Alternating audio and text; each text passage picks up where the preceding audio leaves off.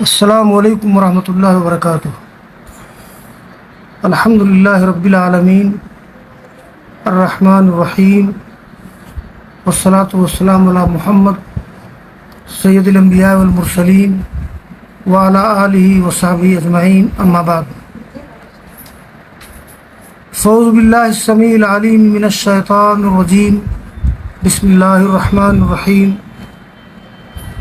وَلِكُلِّ أُمَّةٍ جَعَلْنَا مَنْسَكًا لِيَذْكُرُوا اسْمَ اللَّهِ عَلَى مَا رَزَقَهُم مِّن بَهِيمَةِ الْأَنْعَامِ۔ وعن أبي هريرة رضي الله تعالى عنه قال قال رسول الله عليه الصلاة والتسليم: من وجد سعة لأن يضحي فلم يضحي فلا يقربن مصلانا، رواه الحاكم والصححه الألباني۔ وقال أيضا: يا أيها الناس إن على كل أهل بيت أضحية، رواه أبو داود والترمذي وصححه الألباني۔ محترم ناظرین اور اس خطاب کے سامعین، آج ذوالحجہ کی 6 تاریخ ہے۔ بتاریخ 12 اگست انشاءاللہ 10 ذوالحجہ ہے۔ ہم لوگ عید کی نماز پڑھیں گے اور قربانی کریں گے۔ اسی مناسبت سے آج بڑے اختصار کے ساتھ قربانی کے احکام و مسائل کا ذکر کیا جائے گا۔ اس خطاب میں 9 امور و مسائل کا ذکر آئے گا، اور وہ یہ ہیں: قربانی کا معنی و مفہوم، قربانی انسانی تاریخ میں، اسلام میں قربانی کا حکم، ایام قربانی کتنے ہیں، قربانی کے جانور کی عمر وغیرہ، قربانی کے عیوب، میت کی طرف سے قربانی، گوشت و کھال کا استعمال، اور دعائے قربانی وغیرہ۔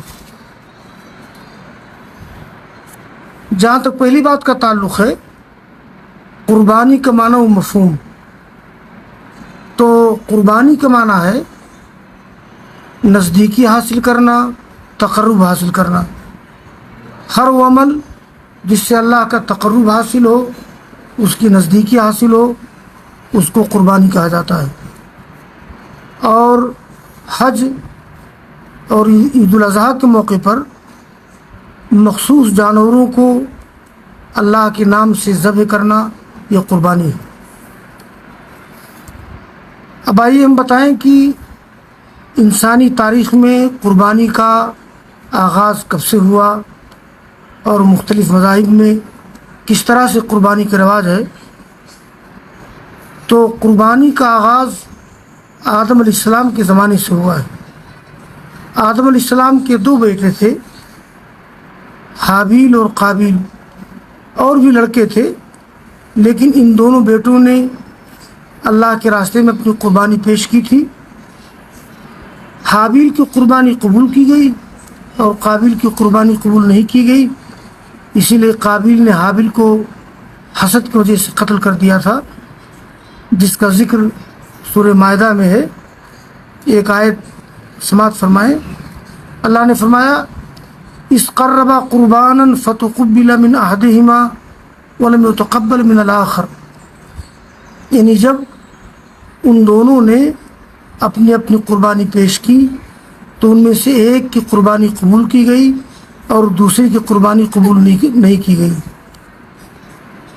پہلے مذاہب میں قربانی کی قبولیت کا معیار یہ ہوتا تھا کہ آگ نازل ہوتی تھی آسمان سے، اور جس کی قربانی مقبول ہوتی تھی اسے جلا دیتی تھی۔ یہ تو امت محمدیہ کی خصوصیت ہے کہ ہم لوگ قربانی کرتے ہیں اور قربانی کا گوشت وغیرہ خود استعمال کرتے ہیں، اور اللہ تعالیٰ انشاءاللہ ہم لوگوں کی قربانیاں قبول کرے گا۔ تو قربانی کا آغاز آدم کے زمانے ہی سے ہوا ہے. ہر مذہب میں قربانی ہے. بدھ مت اور جین مت کے علاوہ جیسا کہ سورہ حج میں اللہ نے ذکر کیا ہے وَلِكُلِّ أُمَّةٍ جَعَلْنَا مَنْسَكًا، ہم نے ہر امت اور قوم کے لیے قربانی کا طریقہ بنایا ہے تاکہ لوگ اللہ کا نام لیں ان جانوروں پر جو اللہ نے ان کو عطا کیا ہے. اس آیت سے معلوم ہوتا ہے کہ قربانی ہر قوم میں ہر دھرم میں رہی ہے. خود مذہب اسلام میں قربانی دو موقع پر ہے. ایک تو حج کے موقع پر پورے عالم اسلام میں قربانی کی جاتی ہے. اللہ کے رسول مدینہ میں قربانی کرتے تھے اور صحابہ کرام کرتے تھے. حج تمتع اور حج قران میں حد واجب ہے. ان کے علاوہ اضحیہ ہے جو پورے عالم اسلام میں کیا جاتا ہے. ایک بحث ہے اسلام میں قربانی کا حکم. تو اس سلسلے کی پہلی بات یہ ہے کہ قربانی کی مشروعیت پر پوری امت کا اجماع ہے. ابن قدامہ نے لکھا ہے المغنی میں اجمع المسلمون علی مشروعیت الاضحیہ، المغنی جلد 8 صفحہ 617. یعنی سارے مسلمانوں کا اجماع ہے قربانی کی مشروعیت پر کہ اسلام میں قربانی ہے. جمہور کے نزدیک قربانی سنت موقدہ ہے جیسا کہ امام ترمذی نے جامع ترمذی میں ذکر کیا ہے، لیکن دلائل کی روشنی میں راجح یہ ہے کہ قربانی واجب ہے. جیسا کہ ابو ہریرہ رضی اللہ تعالیٰ عنہ کی حدیث میں نے پڑھی ہے کہ آپ نے ارشاد فرمایا ہے من وجد ساعة فلم یضحی فلا یقربن مصلانا، جس کے پاس وسعت ہو استطاعت ہو اور وہ قربانی نہ کرے تو ہماری عیدگاہ کے قریب نہ آئے. یہ روایت صحیح ہے، علامہ البانی نے اس کو صحیح قرار دیا ہے. اور میں نے پڑھی تھی دوسری روایت کہ آپ نے فرمایا تھا یا ایھا الناس ان علی کل اہل بیت اضحیہ، اے لوگوں ہر گھر پر ایک قربانی ہے. یہ روایت بھی ابو داؤد اور ترمذی کی ہے اور علامہ البانی نے اس کو صحیح قرار دیا ہے. ہندوستان کے مشہور محدث علامہ عبد اللہ رحمانی مبارک پوری کا رجحان بھی یہی ہے کہ قربانی واجب ہے. وہ لکھتے ہیں میرات المفاتیح میں کہ قربانی واجب ہے. اس کے بعد لکھتے ہیں ولیکن ھذا الوجوب مقید بالسعۃ فمن لا سعۃ له لا اضحیۃ له، یعنی یہ وجوب مشروط ہے وسعت کے ساتھ، گنجائش کے ساتھ. جس کے پاس وسعت نہیں تو اس کے لیے قربانی نہیں. اس خطاب کی ایک بحث ہے ایام قربانی کتنے ہیں.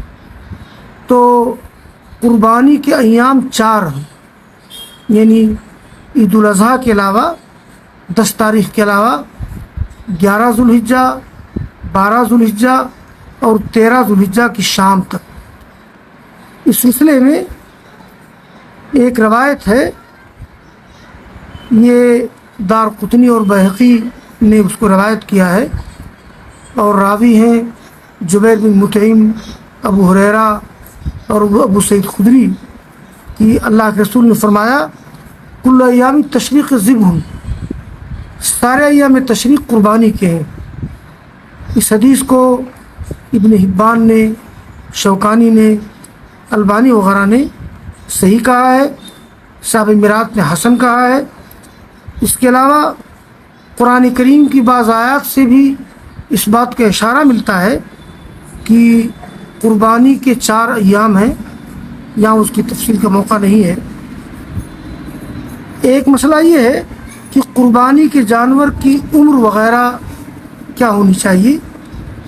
تو معلوم ہونا چاہیے کہ قربانی کا جانور دانتا ہونا چاہیے سوائے بھیڑ کے، اس لیے کہ بھیڑ 1 سال کا اگر ہو تو اس کی قربانی درست ہے۔ اس سلسلے میں روایت ہے ان جابر رضی اللہ تعالی عنہ قال قال رسول اللہ علیہ الصلوۃ والتسلیم لا تذبحوا الا مسنہ الا یعصر علیکم فتذبحوا جزۃ من الزان، رواه مسلم وغیرہ۔ آپ نے فرمایا کہ اے لوگوں صرف مسنہ قربان کرو، البتہ اگر تمہارے لیے دشواری پیش آ جائے تو بھیڑ کا جزا قربان کرو۔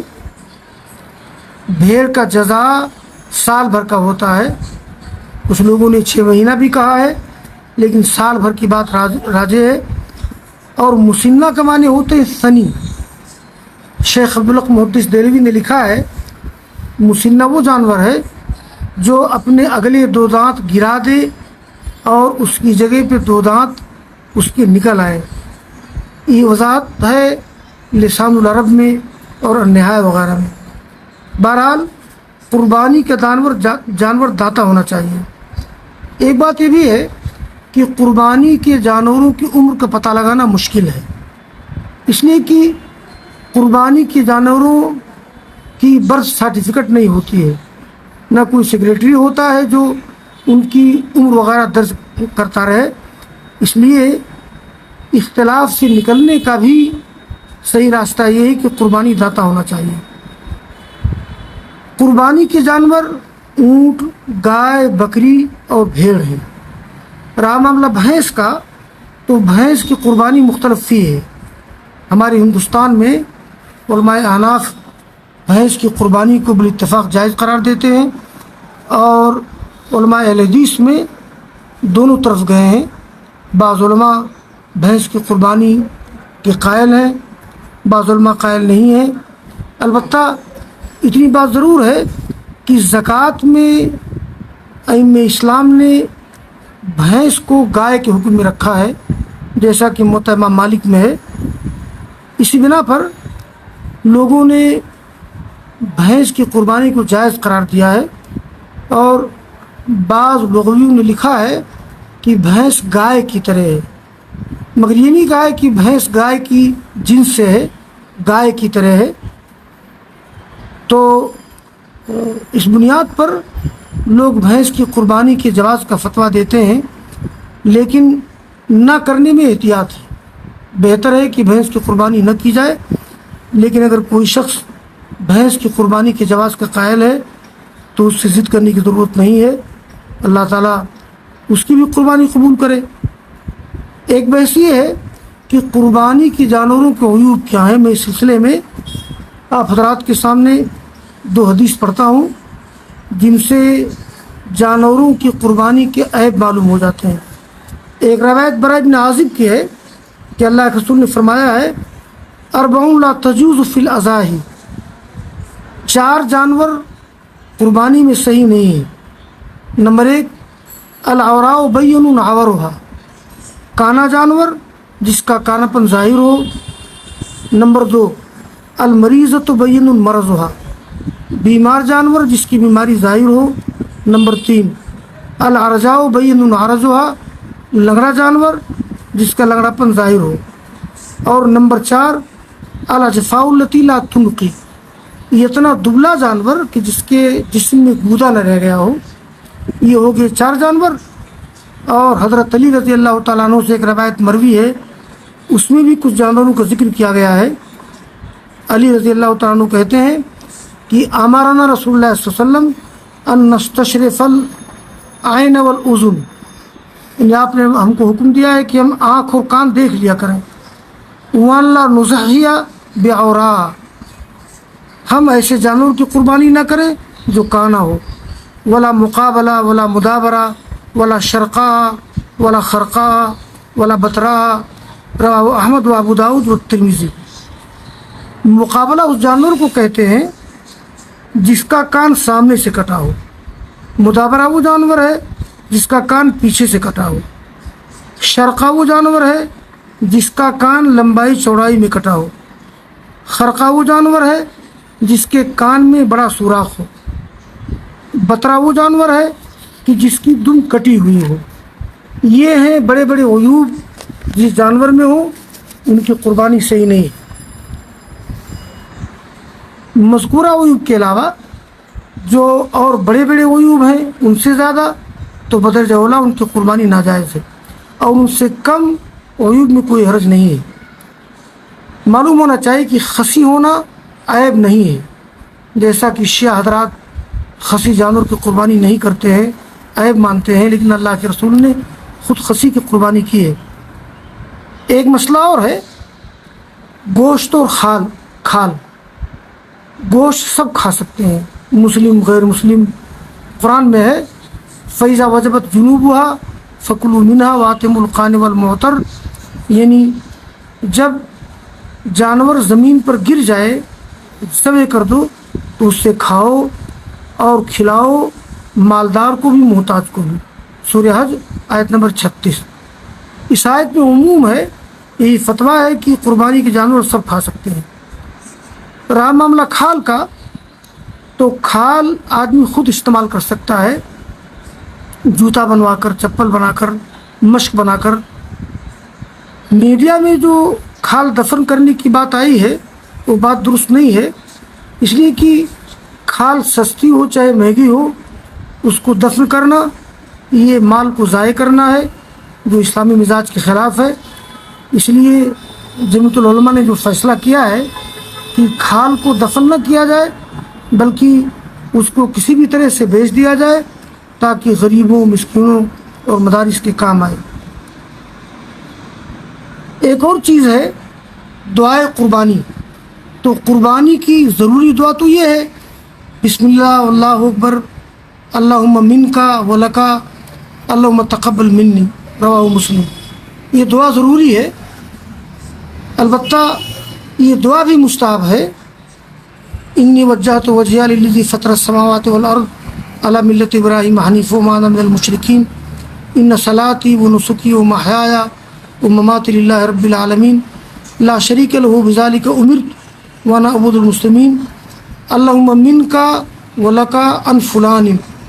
بسم اللہ اللہ اکبر، یہ من فلاں ان فلاں کی جگہ پر اس کا نام لیا جائے جس کی طرف سے قربانی کی جا رہی ہے۔ یہ روایت بھی صحیح ہے، علامہ البانی نے پہلے اس کو ضعیف قرار دیا تھا لیکن بعد میں اس سے رجوع کر لیا ہے، اہل علم دیکھ سکتے ہیں تراجع الالبانی۔ ایک آخری بحث رہ جاتی ہے میت کی طرف سے قربانی۔ تو میت کی طرف سے قربانی درست نہیں، میت کی طرف سے بطور صدقہ جانور ذبح کر دیا جائے کبھی بھی ذوالحجہ میں، محرم میں، کسی مہینے میں، اس پر سب کا اتفاق ہے، لیکن میت کی طرف سے قربانی جس کو اضحیہ کہا جاتا ہے وہ درست نہیں ہے، اس کے درست ہونے کی کوئی دلیل نہیں ہے۔ جو حضرات جواز کے قائل ہیں وہ استدلال کرتے ہیں عائشہ اور ابو ہریرہ کی روایات سے، جن میں ذکر کیا گیا ہے کہ آپ کبھی کبھی دو قربانی کرتے تھے، ایک اپنی طرف سے، ایک اپنی امت کی طرف سے جس نے توحید کی گواہی دی ہے اور جس نے قربانی نہیں کی ہے۔ لیکن اہل علم نے اس کو اس بات پر محمول کیا ہے کہ آپ کے ساتھ خاص تھا یہ حکم، اسی لیے صحابہ کرام میں، تابعین میں اس پر عمل نہیں ملتا ہے۔ اور دوسری دلیل حضرت علی کی روایت ہے کہ انہوں نے کہا کہ مجھے اللہ کے رسول نے وصیت کی ہے کہ میں آپ کی طرف سے قربانی کروں، اس لیے میں ایک قربانی اپنی طرف سے کرتا ہوں، ایک قربانی آپ کی طرف سے کرتا ہوں۔ لیکن یہ روایت سند کے اعتبار سے بالکل صحیح نہیں ہے، اس کی سند پر تفصیل کے ساتھ کلام کرنے کا وقت نہیں ہے۔ اور ایک بڑی تیسری دلیل ہے کہ بعض علماء عرب و عجم کے فتاویٰ ہیں، انہوں نے فتویٰ دیا ہے، جیسے ابن تیمیہ، پھر ابن باز اور بھی ہندوستان کے بہت سے علماء، یہ لوگ صدقہ اور حج پر قیاس کرتے ہوئے کہتے ہیں کہ قربانی کرنا میت کی طرف سے صحیح نہیں ہے، لیکن ظاہر ہے کہ قربانی کرنا ایک عبادت ہے اور عبادت میں قیاس نہیں چلتا، تو میت کی طرف سے قربانی کرنے کی کوئی واضح دلیل نہیں ہے، اس لیے میت کی طرف سے قربانی کرنا صحیح نہیں ہے۔ بہتر یہ ہے کہ آدمی کو اگر اپنے ماں باپ کو ثواب پہنچانا ہو تو آدمی بطور صدقہ للمیت کوئی قربانی، کوئی جانور ذبح کر دے، کبھی بھی ذبح کر دے، انشاءاللہ اس کو ثواب ملے گا۔ ایک آخر بات عرض کر کے بات ختم کر رہا ہوں کہ قربانی ہو یا عبادت ہو اس میں اخلاص نیت ضروری ہے. بغیر اخلاص نیت کے ہماری قربانی، ہماری نماز، ہمارا روزہ قبول نہیں ہوتا ہے. اللہ تعالیٰ نے فرمایا ہے لَن يَنَالَ اللَّهَ لُحُومُهَا وَلَا دِمَاؤُهَا وَلَكِنْ يَنَالُهُ التَّقْوَىٰ مِنكُمْ. یعنی اے لوگوں، اللہ تعالیٰ کو تمہاری قربانیوں کا گوشت، اس کے خون نہیں پہنچتا ہے، تمہارا تقویٰ پہنچتا ہے. لہٰذا ہم کو اپنی قربانیوں میں اخلاص پیدا کرنا چاہیے، نمائش کے جذبے سے پرہیز کرنا چاہیے. اللہ تعالیٰ ہم تمام لوگوں کو قرآن و حدیث کی روشنی میں دین کے تمام مسائل پر اور خاص طور پر قربانی کے احکام و مسائل پر عمل کرنے کی توفیق عطا فرمائے. آمین. تقبل رب العالمین.